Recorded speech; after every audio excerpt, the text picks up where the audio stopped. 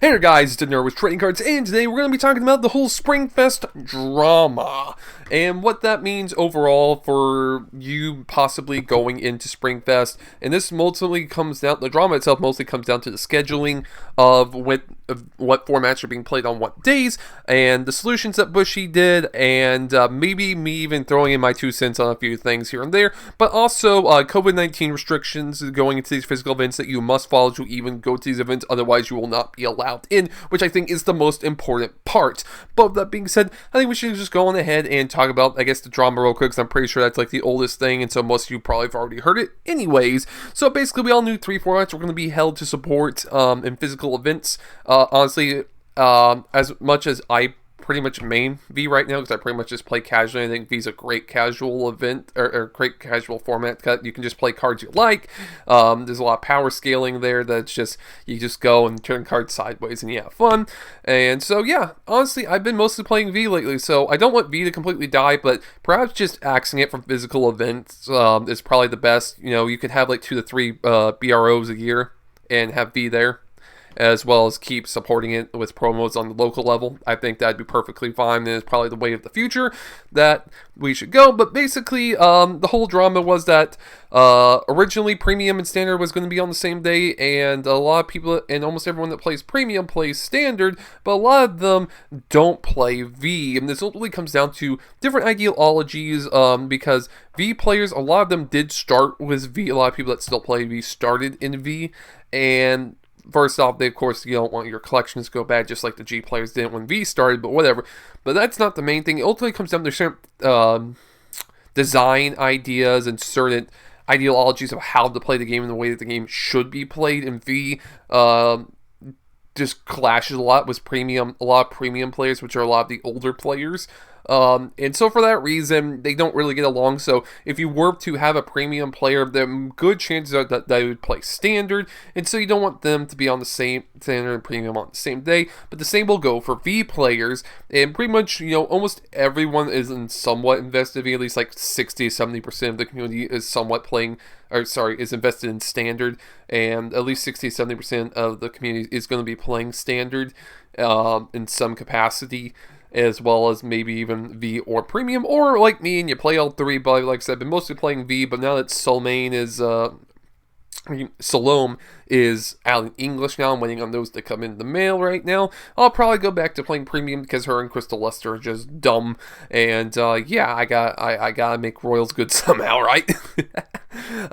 So that's the whole drama. Bushy's whole answer, which also got a lot of flack as well, but is their best like emergency fix. I'm sure they'll think of better stuff in the future, but like I said, it's probably going to be best just to axe V from physical events in the coming years. But Bushy's solution is simply have half the events be have Standard on one day, or all the events have Standard on day 1, and then they flip-flop between what event has V and Premium on the second day.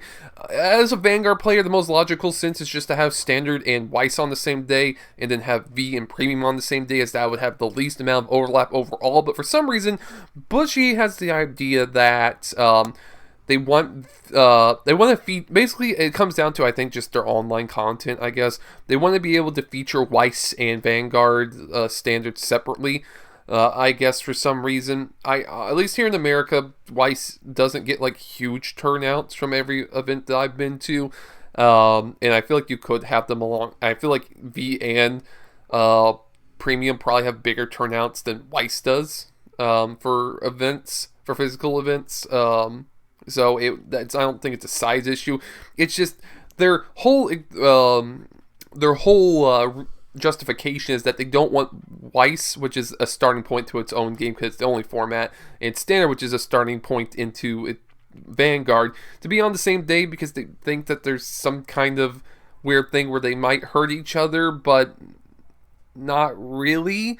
But at the same time, I guess because they want people to play all 3 formats of Vanguard. Or at least they want people to be playing Standard format, and they want people to be playing Weiss, because they both sell those games. So I get from a company perspective of being like, oh, this could potentially hurt. And yeah, you know, me playing Gurren Lagann, I'd probably want to be able to play Standard as well as Weiss, and that would also as another group of people. But I think this ultimately just comes down to the fact that they need to treat the international market as it is, and that Vanguard is the bigger thing. Although I think I hear they actually get more money from Weiss in certain English-speaking regions, so that's something. But anime sims are a thing. And now we are done with talking about the whole scheduling section. I know I kind of was a little all over the place, but I ended up stumbling over myself and kept going anyways. So the second big thing here is ultimately the news that just came out, I believe either today or last night, and that is COVID-19 regulations. So if you want to go to these events, you have to follow these regulations, and here they are here. I'll link all this down below as well, so that you can come and check out the site. This is the site that has all the Springfest news and information on it, so if you want to stay up to date, especially with prizes which they've yet to announce, come here and check that out, because I'm patiently waiting, because that's ultimately what's going to decide if I go to Springfest. So the requirements for you to show up to Springfest for them to let you enter is that if you're 12 or older, you must have proof of a vaccine booster shot. If the final vaccination is older than 6 months, you have to go get another booster essentially and make it to up-to-date status. So basically your last booster can't be older than 6 months, as well as you need to, if you're 12 or older, or all attendants that can have an ID, have to have a photo ID to prove that they are them, so that you can also match up your ID with your vaccination card, and you have to be fully vaccinated 2 weeks prior to the event, and yada yada. So basically basic stuff that a lot of big events have been doing for a lot of their people. And if you're 5 or older in the NA or LA, you must have this proof of vaccination. And if you're 4 or younger, you just have to be able to prove a COVID test negative, which I think has to be within like 2 to 3 days or like the same week. It doesn't say here, but I think it's like the recommended. Check your local area for what that definition is, I guess. But for EU and AO, anyone that's 12 and below must be able to prove a negative test, as well as be accompanied by a vaccinated guardian. Now, I don't know if this is simply just because they don't provide IDs to anyone that's 12 or younger, / if there's a parental guardian thing or not. Because I know, at least in North America, like, there's parents that'll literally just be like, all right, little Timmy, you're 5 years old, go off and have fun. and just like leave the kid there at the event and just pick them up later. Like, it happens. I don't know what else to tell you. But, so yeah, the vaccination is definitely like the one you have to go out of your way for the most for. But then, of course, there is also face coverings. You do have to have a surgical mask and or respirator for use, and they have to follow the following guidelines. I'm not going to read these all out. These are pretty standard. But the biggest one is no cloth masks or anything like that. They have to be proper surgical masks or respirator face masks in order to be able to be used. As it says here, cloth masks and face shields cannot be used as suitable face mask replacements. You can use them in addition, from what I understand, especially the face mask, but you do need to actually have a surgical or respirator in order to be able to do that. And while you're eating or drinking, you must do that only in the appropriate areas that are designated, and you can, of course, take off your mask while doing that, but once you are done, to go on ahead, put your mask back on. And then there's also sanitation.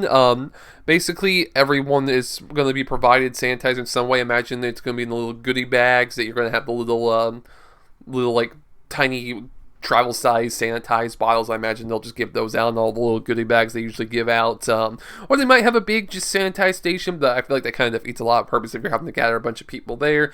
But it also might just be there as you enter as well. So who knows? It may be different from each area too. It just depends how they end up handling it. And of course, this could change at any point. As well as, of course, there's also, while it's not here, there's also hygiene regulations. That's part of floor rules. So basically, put on deodorant and take a shower, you filthy animals.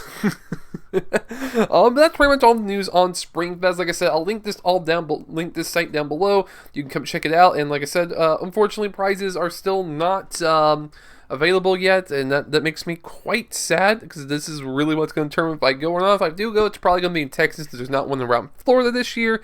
And yeah, thank you guys for watching. Keep playing the games you want to play, and as always, have fun and take your damn showers. Stay tuned for more Card Fight Vanguard from Nerd TCG. Don't forget to like and subscribe.